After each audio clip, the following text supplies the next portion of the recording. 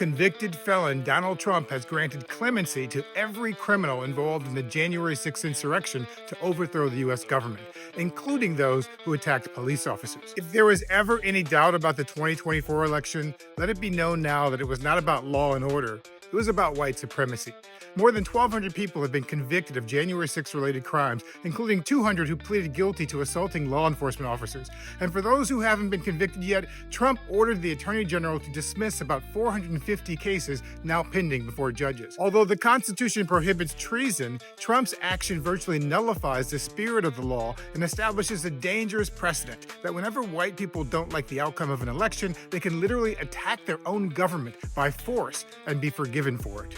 Yes, this was about race. The violent insurrection, the attacks on police officers, the targeting of black election workers, and the attempts to throw out hundreds of thousands of black votes in Atlanta, Philadelphia, Detroit, and Milwaukee were all a part of a coordinated campaign to protect the interests of white America and our two-tier justice system. Just last week, even J.D. Vance was arguing against pardons for the people who attacked Metropolitan and Capitol police officers. If you committed violence on that day, obviously you shouldn't be pardoned. So much for that principle. Sadly, Trump's pardons are not an isolated event in American history. By pardoning these thugs and labeling them hostages, he continues a long and tragic tradition of sweeping the interests of black people under the rug to protect a misplaced sense of white victimhood. In 1862, when Congress abolished slavery in the District of Columbia, the U.S. paid reparations to white enslavers for the loss of their property, but nothing to the black people whose property was actually stolen, because those poor rich white folks who enslaved their black neighbors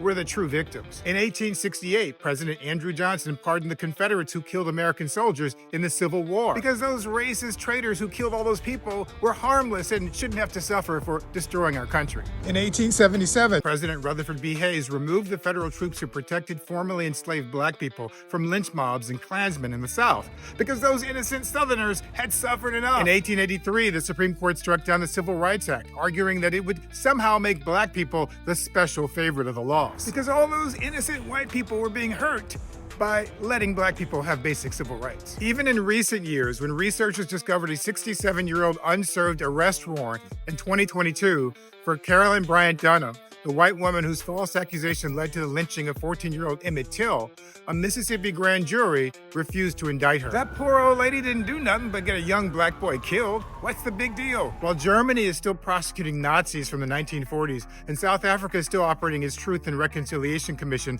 3 decades after it started to resolve the injustices from decades of apartheid, we in America won't even punish people who committed crimes against the state just 4 years ago. We just sweep our dirty history under the rug and allow the perpetrators to declare themselves to be the victims. I don't want to hear another word from MAGA about law and order and back the blue. And I won't entertain any of their complaints about black people and immigrants committing violent crimes when they're literally giving get-out-of-jail-free cards to white people who commit violent crimes against the government and the police. If you want to know why so many black people remain enraged in America, it's because so many white people never allow themselves to be held accountable when they do wrong.